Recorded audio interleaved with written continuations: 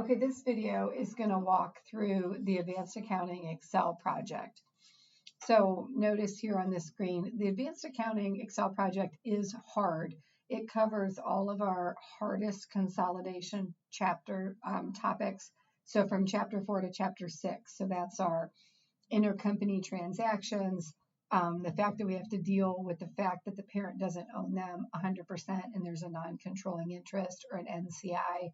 And then our chapter 6, the debt consolidation, where either the parent or the sub goes out into the open market and buys back bonds payable. And then normally, again, they pay a different price than what's outstanding. So there'll be a difference in the bond interest income, a difference in the bond interest expense. And we have to eliminate all of that in consolidation. So I give you a whole week to work on it. It's definitely time consuming and it's hard. So please take the time to spend in it. Here is some step-by-step instructions to kind of help you through the different requirements. I'll open up the spreadsheet here in a minute. But I always start, this is my first step, is to reconcile the equity income. If you look back through any of the consolidation project problems that I've done, pay especially close attention to chapter 5s, because that is where we do have the NCI and we have intercompany transactions. But I always start with reconciling out the sub's net income. So there's going to be adjustments and then we're going to split the profit.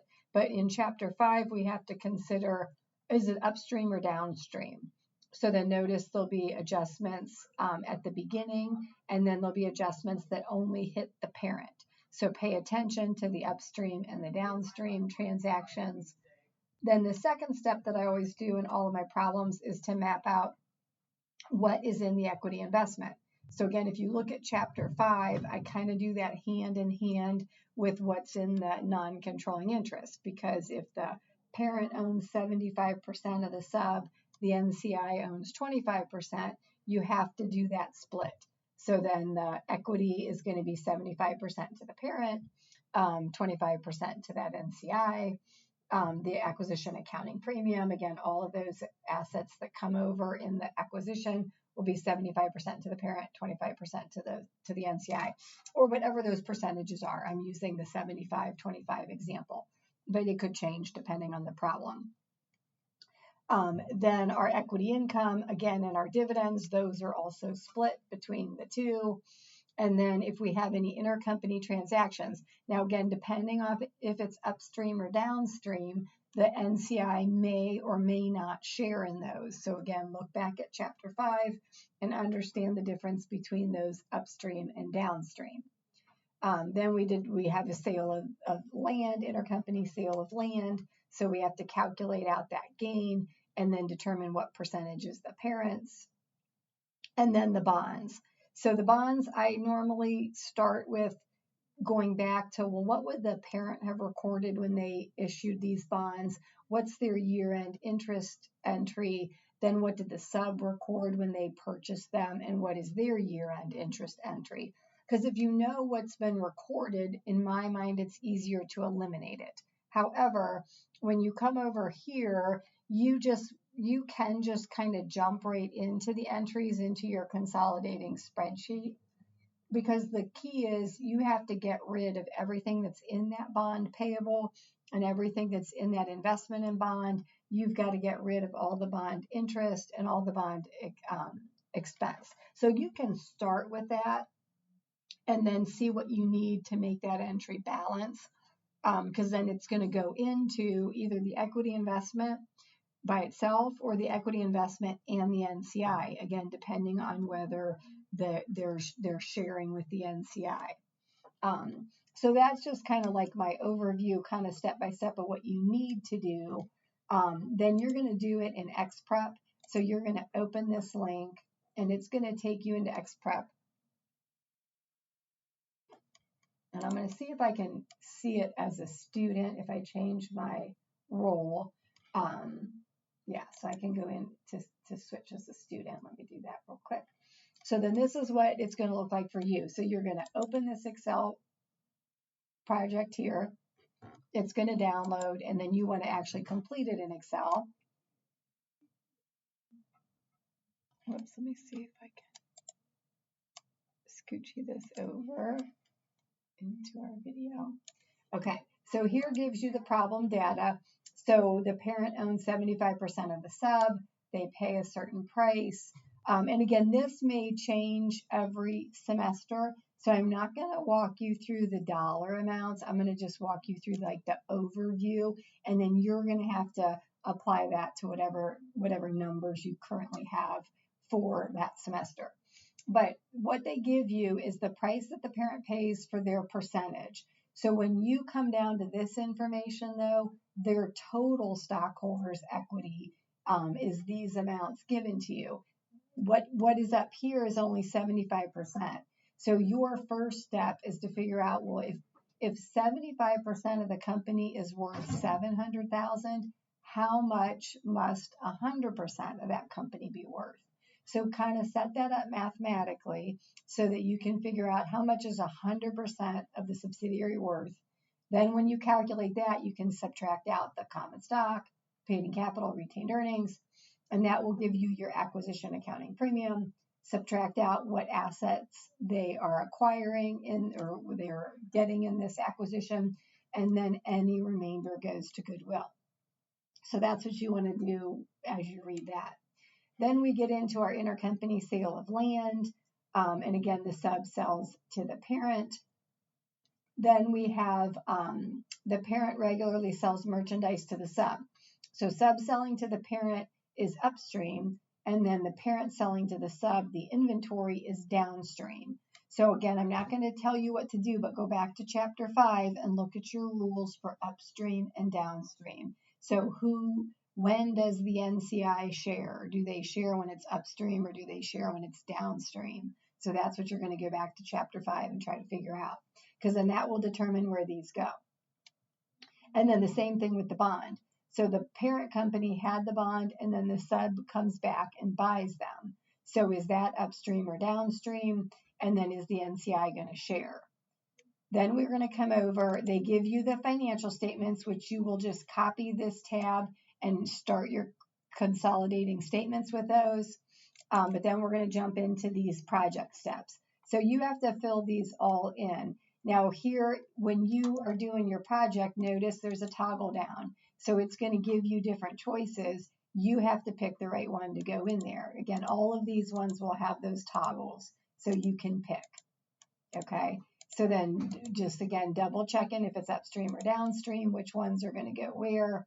Now then over here, it's going to be mathematical though. So I'm going to tell you the first ones always, again, go back to chapter 3. Our first adjustments when we reconcile equity income are to deal with the amortization or the depreciation of the acquisition accounting premium assets. So this expects you to put the mathematical formula in there. So you would put, like, let's say it's $50,000 and it's amortized over 5 years. It's going to expect you to put in $50,000 and then divide it by 5. That's not the correct answer for this problem. Again, but that's what ExPrep is expecting you to do, is to put in a mathematical equation that equals out what that depreciation or amortization is, and then also make it negative because you're subtracting it. So put that negative sign in there. So then that would be what you would want to put in for those. And then again, these ones will be more dollar amounts because they're not computational as much as they are what's going to be coming when you go back to these statements. Like for instance, if we go back to the stuff that's given to us, we know what the bond interest income is, and we know what the bond interest expense is. So those will be included. Now, then down here is going to be your what you're tracing out to tie out to the equity investment, and then what then is left for the NCI. So again, I'm going to give you an example. It's not the numbers that are in your problem. Let's say, and then over here again, say toggle down. So you're going to toggle down and say, okay, which one is this? Pick it. And then let's say it's common stock. So let me just put it in there. So if it's common stock, I'm going to select common stock. I'm going to come over here and say, let's say their common stock is $500,000 and they own them 75%. So again, I'm going to put that mathematically in. Then I'm going to come down here to the NCI and say, okay, common stock, they get their share. So again, let's say it's $500,000 and they get the 25%. So you want to make sure you're putting in the mathematical formulas here, and again, toggling over and picking what the choice is there. And the same thing with your accounting of premium assets. Again, now these ones you have to make sure when you get to your total, make sure you are factoring in how many years ago the acquisition happened, and then what is that value of that acquisition accounting premium asset at the beginning of the year. And then adjust for any intercompany transactions. Again, notice the parent has more than the NCI because, again, the NCI doesn't share in all of the transactions. Again, going back to the upstream, downstream. Oh, then also remember, let me go back up here. Your gain on the sale of land is not going to be included in here because that gain happened last year. So it didn't happen in the current year. So you don't have to worry about that gain in the income side, but you will have to worry about where's that deferred gain located now? Where is it at? So again, think back to chapter 4, where do those gains get hung up until the land is eventually sold to an outside party? And then here again is mapping out how did the parent record the initial entry on their books when they issued the bonds? What is their year-end interest expense entry? Then what did the sub record when they purchased them? And then what would the sub be showing as interest income? Now I have, I'm going to pull this out for future semesters, but this kind of shows you kind of how I map out those bond entries, and it does help you to kind of do these entries as well. These numbers are kind of given to you already, so I don't feel like I'm really giving you the answers, but I'm going to pull it out of future ones because it might confuse you a little bit. Like, why are they there? Then here, though, is where you're going to spend probably, more than half of your time, or at least half of your time, you're going to create those consolidating statements. So the first thing you're going to do is copy these over and then put them into these columns. So your parent and your sub. Then you're going to set up your debits and your credits. Now, let's just see if I can do that. So if I just copy these all the way down and include that bottom row, and then come over here and then insert them in. I wonder if that's going to mess with it though. Let's say, I don't know that I want to do values. Let's do values and formulas. Did that work? That did put the formulas in there, but it took away the formatting. Let's see what my other choices are. Oh, I can do the formatting. And then let's see if I can do that. Okay, yeah, that's better. So at least it got them all in there. So because you hate to have to reformat them. Okay, so then that's your starting point. Then again, I'm not giving you the answers here. I'm just going to show you kind of how your formulas should be. So then when you come over to your total, you're going to want to take your sales. It's going to be your parent plus your sub plus the credit minus the debit. And that's going to give you, again, you would really fill these, you're going to fill these in with your consolidating entries. But that's why I want you to set the formula up to get it correct here. Same thing with cost of goods sold. It's going to be the parent plus the sub, plus the debits. Now notice you got 2 columns or 2 rows. So make sure you include both of those in there. And then we'll subtract the credits because, again, cost of goods sold is a debit. Then notice, though, these are positive. So when you come down to your formula, it's going to be this cell minus this cell. So make sure you leave them that way because ExPrep is going to be looking for that. So then that's what I'm going to expect in all those formulas. So take the time to map those out. And again, notice how I either added the debit and subtracted the credit or subtracted the debit and added the credit. You have to know what these balances normally are. So if they're normally a credit balance, you're going to add the credit, subtract the debit. If they're normally a debit balance, like cost of goods sold, you'll add the debit, subtract the credit. Okay, Then the other thing you want to know is then you've got to put in this column here, you're going to put in your journal entry code. So like it's going to be I sales. So then what I have in the answer key is these as subscripts. So if you go up to what you just typed in, I sales, and you highlight the sales only, and then you right click on it and say format, you can turn that into a subscript right there and then say okay and then enter it. And then that's what it's going to be. Now you could then copy that. Like if you think, well, that's kind of a pain to keep doing that. It also goes into your cost of goods sold. So, I mean, you can copy it and paste it around. So play around with that subscript because it is going to expect you to do that because that's how my answer key is set up. Now, I also have them color coded. So like this is going to be, why is my mind a blank what it is? Yellow, right? Yellow. So then you would want to make those yellow. Now, at this point in time, ExPrep cannot grade on the color coding, but I still think it's a good thing to do because it just nicely matches your entries together. So as you're eyeballing it, you know you've completed those. But you'll want to go through then and do all of your entries. So again, you'll have your E, your A, your C, your D, and then you'll have 4 I entries related to the inventory sales. You'll have 1 I entry related to the land sale. And then you'll have 1 I entry related to the bonds. And then again, when you do the bonds, this is what I would do. I think it's just easier because they're shown net. You have to know what you're eliminating. So you've got bond interest income and bond interest expense. And then down here, you've got your investment in bonds.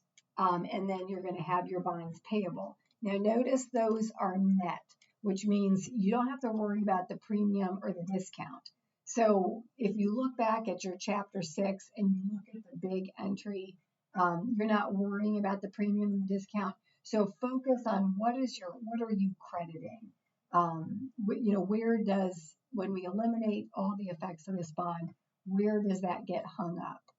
What account? So that's kind of what you're going to focus on to complete that bond entry. And then again, you'll come all the way down. I want you to put in your formulas to say, what are my total assets? What are my total liabilities? I'd like formulas in here to say, what are all of my, to make sure your journal entry balances. So sum up this whole row, and then do that same thing for the credits. Now, in that way, and I know that you're balance or you don't balance. And then again, same thing with then come down here and put in your difference, like we have here, your assets minus your liabilities and equity. And then once you have it all done in Excel, then you're going to submit it into ExPrep. So I'm going to close this down, not going to save it. So then you'll come back here and say action, and then you're going to say submit, and then it's going to have you choose a file. So again, you would find wherever your file is located. So again, it'd be this one. I'm not really going to submit it though, but then you would click submit, and it's going to go in. Now then for you, it's going to come back and give you a grade. So then you want to go back and look inside that file so that you'll know what you missed. Any cell that you missed is going to turn bright red. So then you'll know you missed it. You get 3 attempts. So then go back, look at everything you missed, spend a little bit of time figuring out what it is, submit it again. Turns all red again. And then again, remember though, it could be red for 2 reasons. It could be red because it's wrong, or you put in the formula wrong. Like maybe it's the right amount, but instead of putting in a formula, you typed it in. So just pay attention to that. It's grading not only on the correct answer, but it's also grading on the correct formula because it's trying to teach you how to use Excel. So that is kind of what is expected in this project. And again, hopefully everybody finds it interesting, and it's going to help you prepare for the test and give you some good Excel skills.